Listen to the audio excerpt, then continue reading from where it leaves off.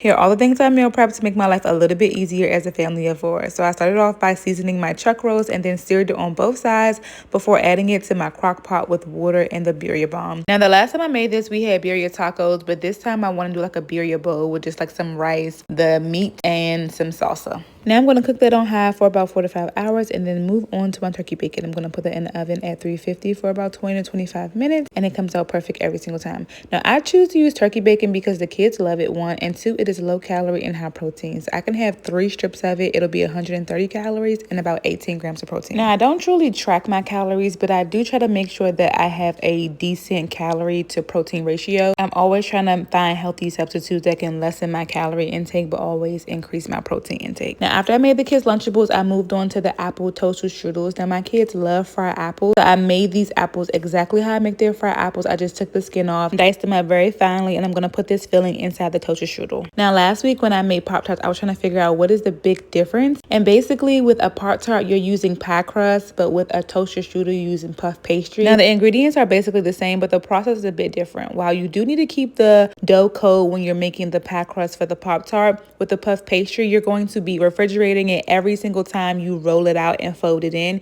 You're going to repeat that about 4 or 5 times, and that's going to create that flaky crust similar to a croissant. And honestly, I would say after about the 3rd time, I kind of forgot how many times I did it, so I just kept doing it until I didn't feel like doing it anymore. And while that puff pastry was doing its final rest, I decided to make my proteins, and so I got this new griddle. It is 35 inches long, and I have been loving it. And so we're going to have burgers tonight, and then we're going to also make some steaks for some salads during the week as well. Now I did get a little bit scared, and I figured, okay, what if my toasted strudels come out terrible? And so I end up throwing together some biscuits just in case I did not like the toasted strudel. And the great thing about these is I can make them and freeze them and just pop them out one at a time, throw them in the microwave, and they taste just like they're fresh out of the oven. So after my safety net came out of the oven, I jumped back into making those puff pastries, and the dough was beautiful. I did cut it to make it a perfect rectangle just so I can be able to stack them on top of each other perfectly. So I'm adding about 1.5 tablespoons of apple filling to the puff pastry, and then I'm going to stack one on top, and then I'm going to transfer it to the cookie sheet before I press it down.